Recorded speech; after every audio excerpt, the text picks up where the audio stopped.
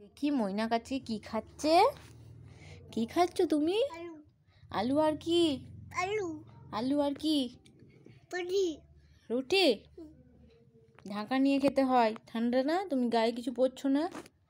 খাও, আস্তে আস্তে খাবা।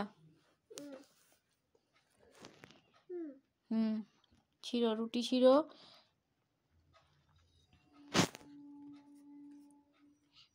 ছিঁড়ো, হ্যাঁ।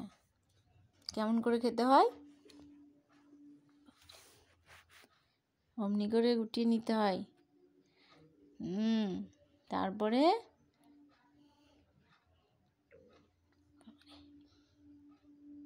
ফুটানোই হচ্ছে না। আচ্ছা, হয়েছে। হ্যাঁ, দিয়ে তরকারিতে এমনি করে ঠেকাতে হয়, দিয়ে খেতে হয়।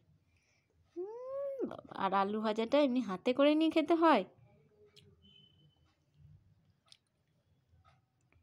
দেখি কেমন করে খেতে হয়। ওরে বাবারে, বাবারে, ছেলে তো বড় হয়ে গেছে।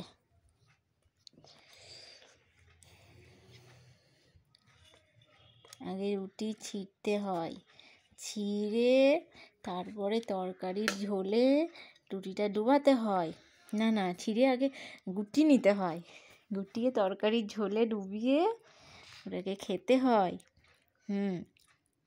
আর আলু ভাজাটা হাতে করে নিয়ে তারপর খেতে হয়।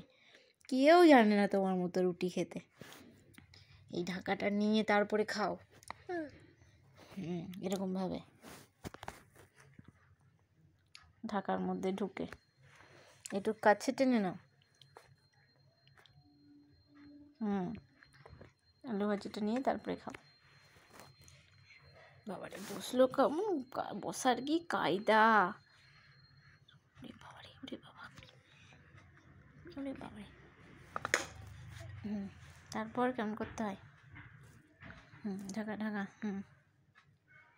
গুটিয়ে নিতে হয় রুটিটা ভালো করে।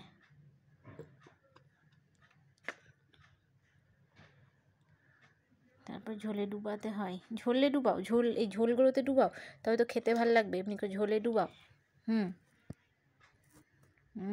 যে আলু ভাজিটা নাও।